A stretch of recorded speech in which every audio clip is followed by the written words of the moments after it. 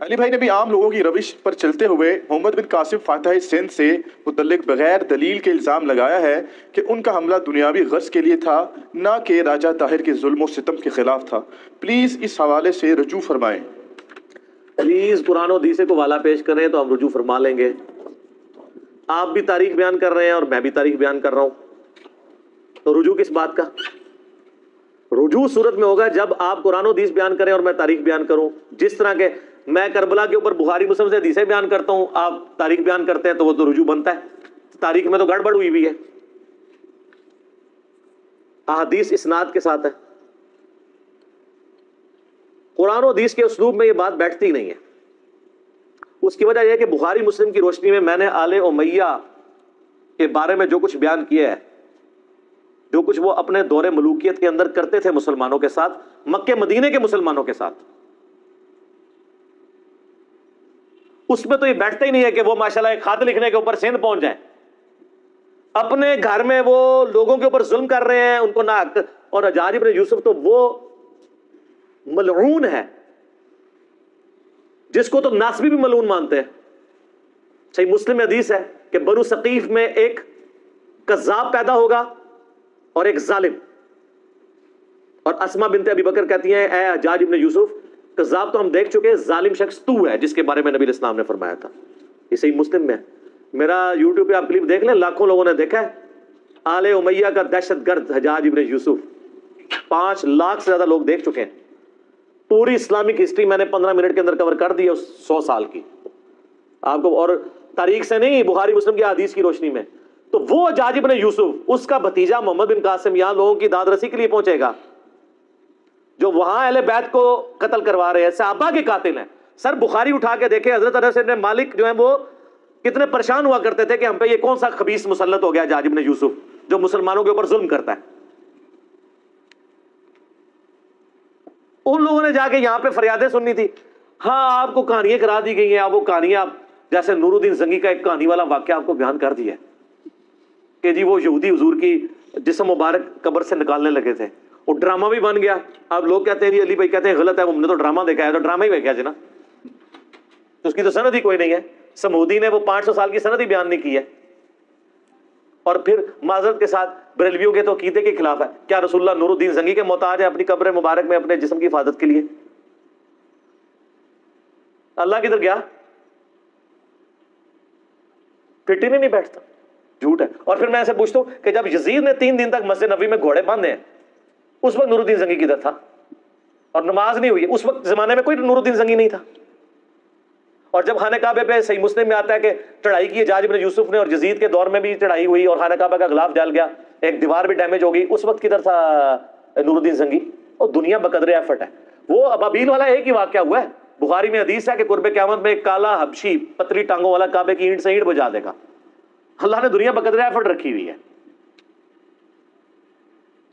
تو یہ حجاج ابن یوسف کے ظلم کی ایک پوری داستان ہے، اس کا یہ بھتیجا ہے محمد بن قاسم۔ دوسری طرف اہل سنت اہل تشیع کی دونوں کی تاریخ کی کتابیں اٹھائیں، حدیث میں تو ان کے پلے بھی کوئی شے نہیں نا، کس حدیث میں محمد بن قاسم کا نام آیا؟ تاریخ سے ہی پیش کرتے ہیں، تو تاریخ یہ بھی تو سنیں نا۔ تاریخ دمشق کے اندر ابن ساکر کی، تاریخ بغداد کے اندر خطیب بغدادی کی، اور تاریخ یعقوبی جو سنی اور شیعہ دونوں مانتے ہیں، ان تینوں تاریخی کتابوں میں کم از کم 5 اصحاب کا ذکر ہے جو سندھ سے جا کے نبی اسلام کے ہاتھ پہ کلمہ پڑھ کے مسلمان ہوئے ہیں۔ یہاں پہ 5 صحابہ آئے ہیں نبی علیہ السلام کے، تو اسلام تو اسی زمانے میں آ گیا تھا۔ اور حضرت عثمان کے دور میں بلوچستان کا کتنا ایریا فتح ہو چکا تھا، رشیا افغانستان حضرت عثمان کے دور میں فتح ہوا ہے۔ بخاری میں موجود ہے کہ ہم رومن اور پرشین امپائر جب گری، اس کے بعد وہاں کے لوگوں کو ہم نے ابھارا کہ ہم نے آذربائیجان اور یہ ساری فتوحات کرنی ہے حضرت عثمان کے دور میں۔ اسلام تو آ چکا ہوا تھا یہاں پہ،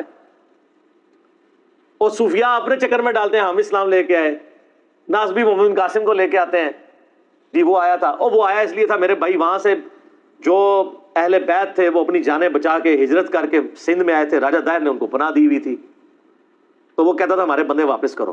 اور سر آپ سندھ میں آج چلے جائیں، سندھیوں سے ان کی ہسٹری پوچھ لیں۔ میں اکثر کہتا ہوں اللہ کے بندوں، پاکستان کی ساری کتابوں میں یہ لکھ دینا کہ پاکستان جو ہے محمد علی جناح نے سیکولر اسٹیٹ بنائی تھی، کوئی فرق نہیں پڑتا۔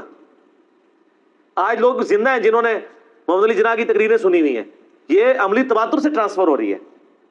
اور یہ کہ جی مسلمانوں کا قتل عام ہوا تھا یہ کتابوں سے نکال بھی دیں تو وہ مسلمان تو نسل در نسل رہیں گے نا. کسی کی دادی مری ہوئی ہے, کسی کا دادا مرا ہوا ہے, جب وہ اپنی اولاد میں ٹرانسفر, آج بھی جتنے مہاجرین ہیں 70 سال ہو گئے, آپ ان سے پوچھیں وہ بتائیں گے کہ ہمارا, کوئی کہے گا میرا دادا قتل ہوا تھا, کوئی کہتا ہے میرا پردادا قتل ہوا تھا. آپ 200 سال بعد بھی چلے جائیں گے نا, وہ بتائیں گے ہمارے اجداد کو قتل کیا گیا تھا. اس کے لیے آپ کو ہسٹری کی کتاب پڑھنے کی بھی ضرورت نہیں ہے. تو جن اہل بیت کے ساتھ ظلم ہوئے ہیں نا, ان سے بھی تو پوچھیں.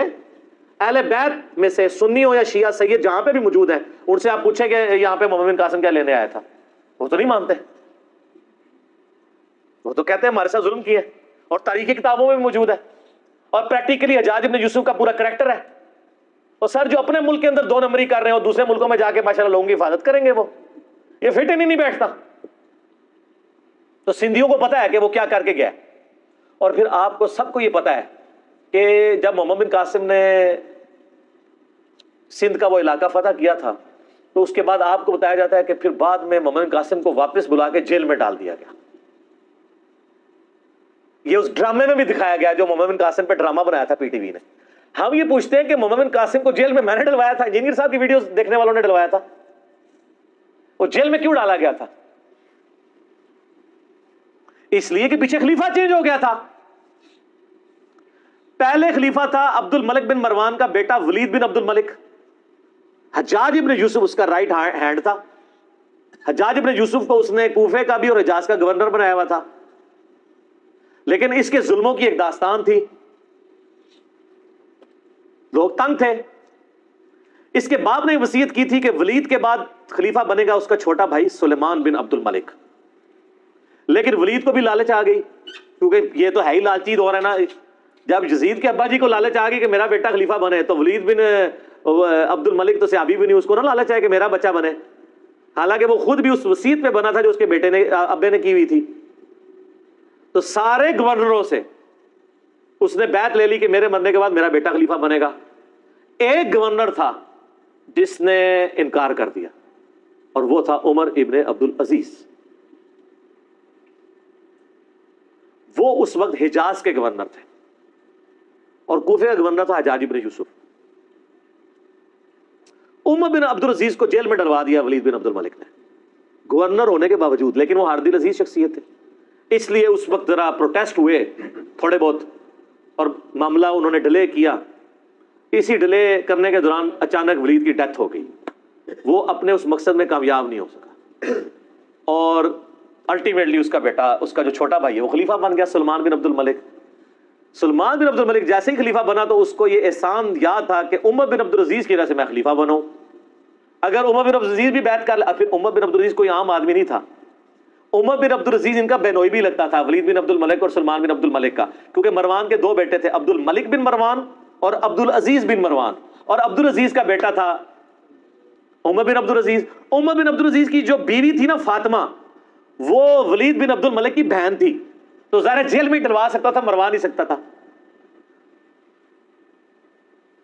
تو اس لیے کہتے ہیں کہ تاریخ انسانی میں اتنی پاورفل خاتون کبھی کوئی نہیں آئی کہ جس کا خامد بھی 3 براعظموں کا خلیفہ عمر بن عبد العزیز, جس کا باپ بھی 3 براعظموں کا ملک عبد الملک بن مروان, اور جس کے 4 بھائی ولید بن عبد الملک, یزید بن عبد الملک, ہشام بن عبد الملک, یہ لوگ 4 بھائی, اور یزید بن عبد الملک وہ خلیفہ. باپ خلیفہ, 4 بھائی خلیفہ, خامد خلیفہ فاطمہ بنت عبد الملک.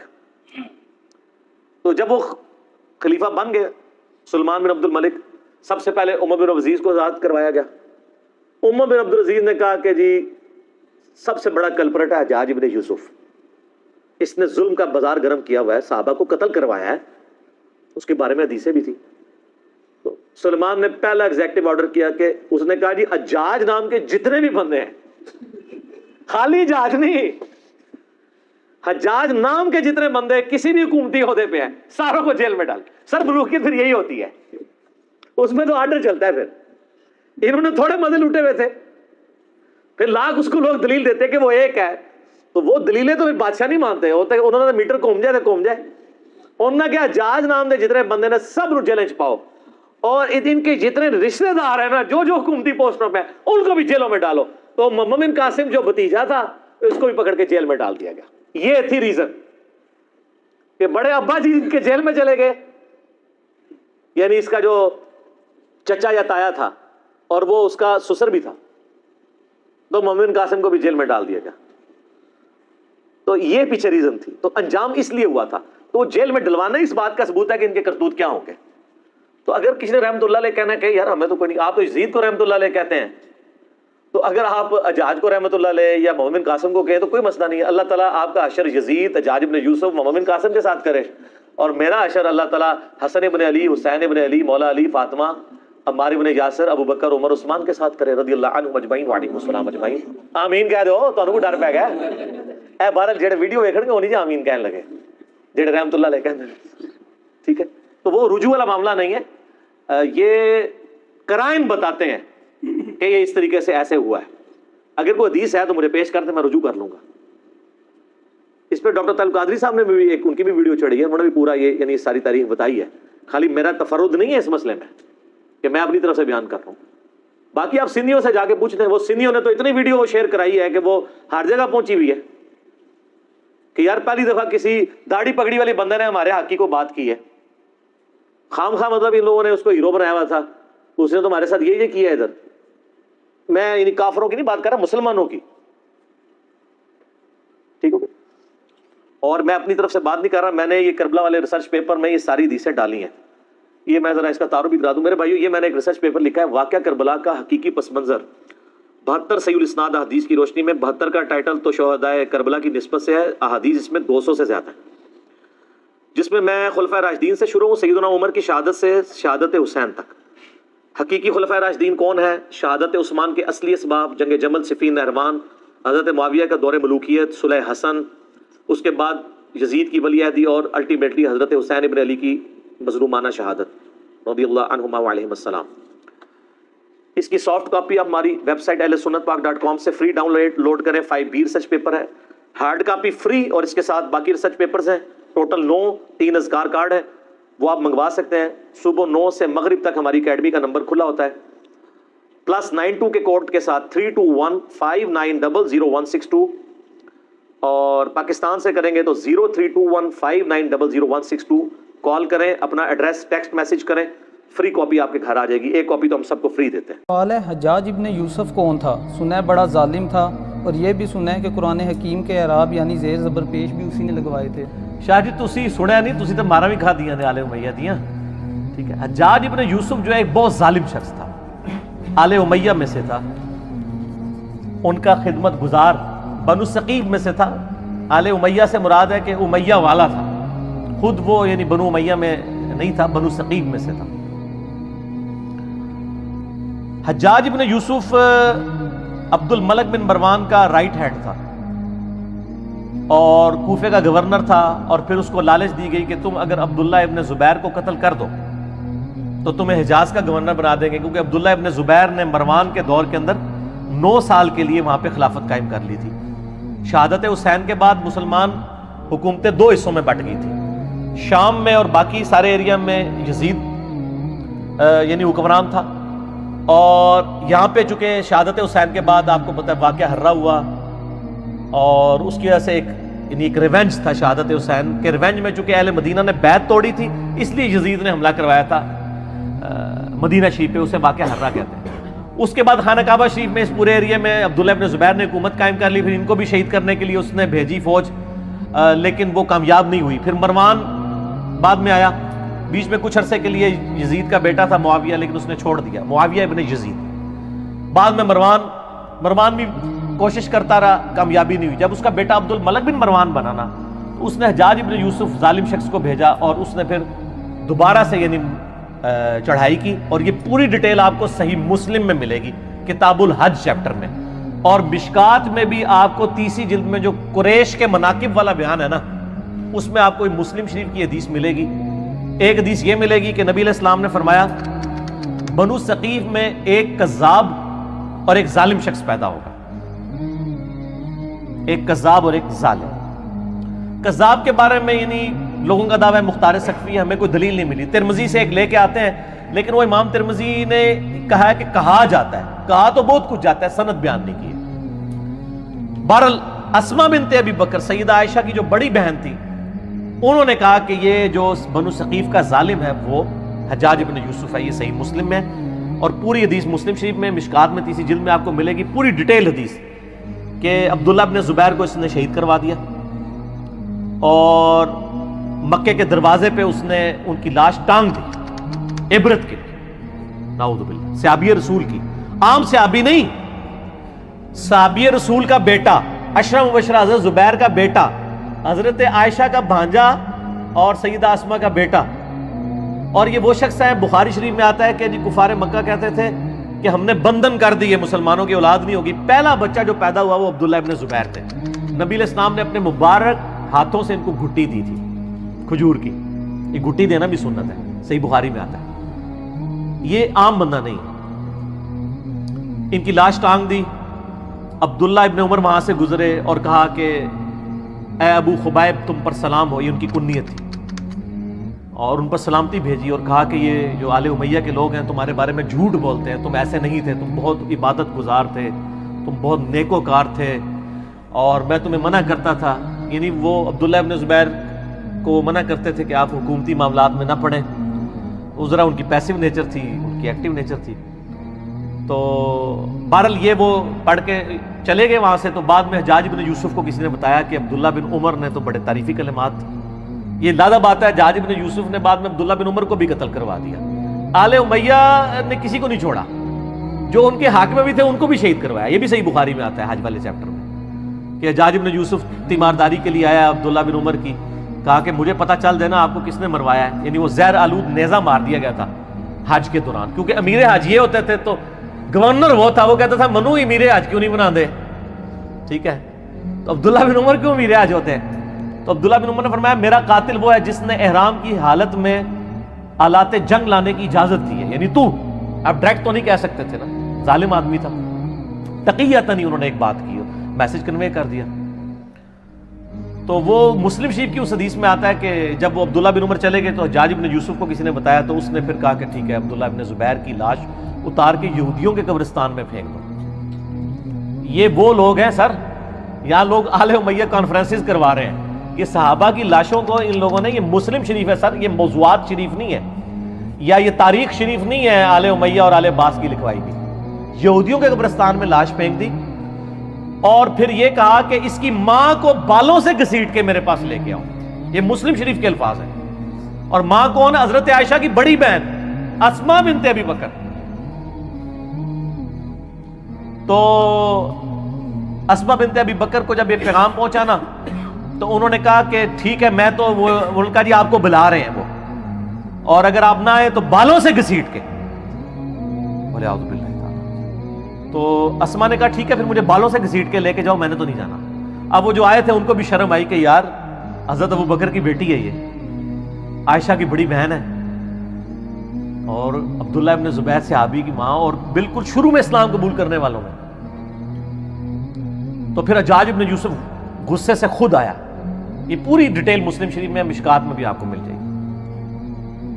آیا غصے سے اور آ کے اسماء بنت ابی بکر کو کہتا ہے کہ دیکھ میں نے تیرے بیٹے کے ساتھ کیا اشر کیا ہے. ایک ماں اس کے بچے کی لاش کو لٹکایا اتنے دنوں کے لیے اور پھر آ کے یہ بات بھی کر رہا ہے. تو اسماء بنت ابی بکر نے صحیح پھکی والا جواب دیا آگے سے. اس نے کہا دیکھ میں نے اس کو کیسا برباد کیا. اس نے کہا حجاج تو نے میرے بیٹے کی دنیا برباد کی ہے، اس نے تیری آخرت برباد کر دی ہے. تو نے میرے بیٹے کی دنیا برباد کی، اس نے تیری آخرت برباد کر دی. تو کامیاب کون ہوا؟ عبداللہ ابن زبیر. اور آگے مسلم شریف کے الفاظ ہیں کہ اسماء بنت ابی بکر کہتی ہے کہ ہم نے رسول اللہ سے سنا تھا کہ بنو ثقیف میں کذاب اور ایک ظالم پیدا ہوگا. کذاب تو ہم دیکھ چکے، ظالم تو ہے. حجاج ابن یوسف سے کہا ٹھیک ہے. اور پھر فرمایا کہ میں نے سنا تو مجھے کہتا ہے کہ 2 آزار بند والی. یہ سیدہ اسماء کی یعنی آپ سمجھ لیں ایک خصوصیت کے طور پہ بیان کیا جاتا تھا، 2 آزار بند والی. تو اس نے کہا ہاں. تو ان کا تجھے پتا یہ 2 آزار کیوں تھے؟ ایک یہ جو آزار میں باندھا کرتی تھی نا ابو بکر اور رسول اللہ صلی اللہ علیہ وسلم کا کھانا لے کے میں غار ثور میں جایا کرتی تھی.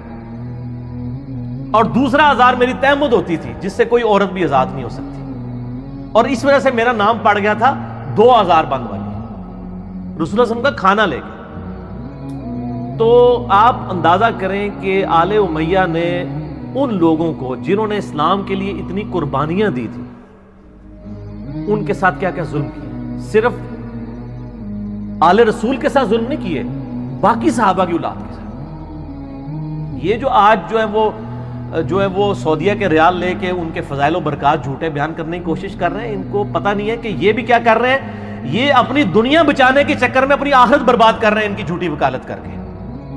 اور سر آپ کو حقائق اگر جاننے ہیں نا تو آپ یہ میرا ریسرچ پیپر پڑھیں، واقعہ کربلا کا حقیقی پس منظر 72 صحیح الاسناد احادیث کی روشنی میں اہل سنت کی مین اسٹریم کی کتابوں سے میں نے 200 روایتیں جمع کی ہیں، اکثر بخاری اور مسلم سے۔ تو یہ جناب حجاج ابن یوسف تھا اور یہ اس کی اصلیت تھی۔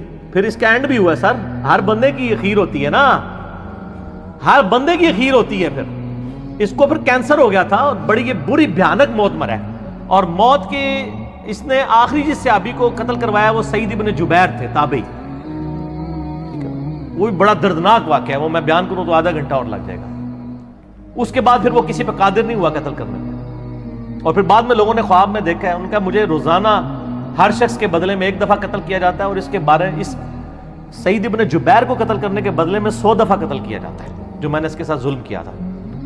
وہ بھی شیان علی میں سے تھے، خیر التابعین ہے سعید ابن جبیر رضی اللہ تعالیٰ عنہ، عبداللہ ابن عباس کے شاگرد۔ بہرحال یہ حجاج ابن یوسف کی پھر اخیر بڑی بری ہوئی ہے نا، یعنی یہ پھر بعد میں ولید ابن عبد الملک بنا، عبد الملک بن مروان کا بیٹا خلیفہ، اور اسی دوران ولید نے یہ مہم چلانی شروع کی کہ کیونکہ اس کے باپ نے وصیت کی تھی کہ میرے مرنے کے بعد میرا بیٹا ولید بنے گا، اس کے بعد اس کا چھوٹا بھائی سلمان بن عبد الملک بنے گا۔ تو اس نے یہ مہم چلائی کہ نہیں میرا بھائی نہیں بنے گا، میرے مرنے کے بعد میرا بیٹا کیوں نہ بنے، یہ تحریک اس نے چلائی۔ جب یہ تحریک چلائی نا تو سارے گورنر، آپ کو پتا لائی لگ ہوتے ہیں، سارے مان گئے۔ ایک گورنر ایسا تھا جس نے کہا کہ نہیں، وہ عمر بن عبدالعزیز تھے۔